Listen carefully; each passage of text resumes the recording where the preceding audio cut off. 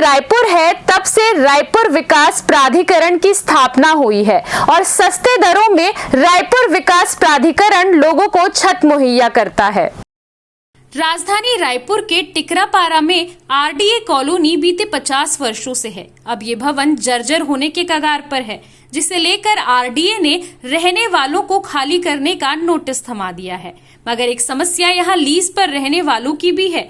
वे जाए तो जाए कहाँ, जबकि बीते 50 वर्षों से वे इस जगह पर रह रहे हैं। बकायदा आरडीओ को वो शुल्क भी दे रहे हैं, मगर ऐसे नोटिस के बाद एक बड़ी समस्या आन पड़ी है कि वे जाए तो जाए कहाँ। उन्होंने दफ्तर पहुंचकर ज्ञापन दिया है, साथ ही साथ ये मांग रखी है कि उन्हें व्यवस्थित कर दिया जाए। वे मकान छोड़ने को तैयार हैं।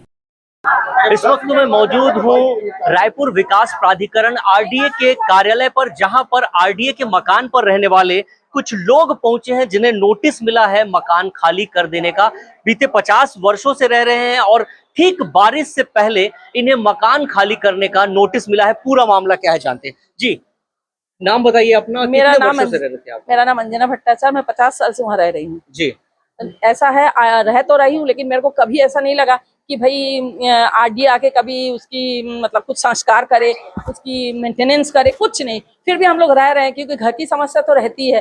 और उससे भी बढ़ के है कि हमारे पास जब घर नहीं है, लोग कहीं घर बना लेंगे तो कोई इसी घर में रहेंगे। आप ही इनको सोचना चाहिए कि ऐसे नहीं चले जाएंगे। लेकिन हम लोग 30 परिवार है जो हमारे पास ना घर है ना कहीं जाने की जगह है। अचानक बोलते हैं कि खाली कर दो 30 तारीख तक, नहीं तो नल काट देंगे, पानी काट देंगे, ये कर देंगे। ऐसी धमकियां नहीं होनी चाहिए।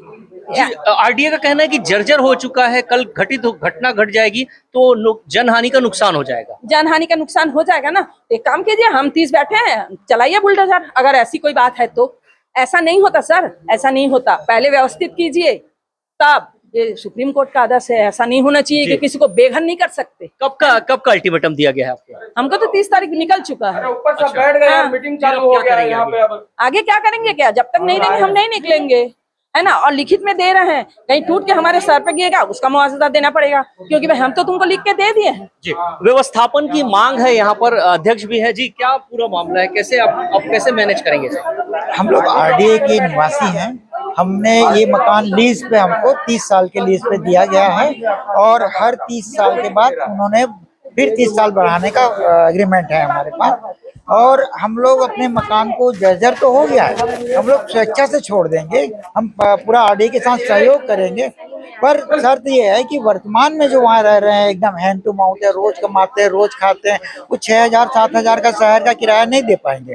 तो हमारी सबसे प्रमुख मांग है कि हमको कहीं पे स्थापित कर दें, उसके बाद हम आरडीए को पूरा सहयोग करेंगे और आरडीए हमको लिख के दे कि हम यहीं पे मकान देंगे। वो हो सकता है कहीं और दे दे स्थापित करके, क्योंकि आरडीए जो है कहाँ चाहते हैं आप? हम लोग अभी कमल विहार में चाहते हैं, और जहाँ पे हमारा घर है, जहाँ पे पैदा हुए हैं, रचे हैं, बसे हैं, हमको वहीं पे बना। कितने परिवार है सर? हम लोग हैं 96 परिवार हैं, और 30 परिवार ही चाह रहा है कि 30 तो मकान हमको दे दें।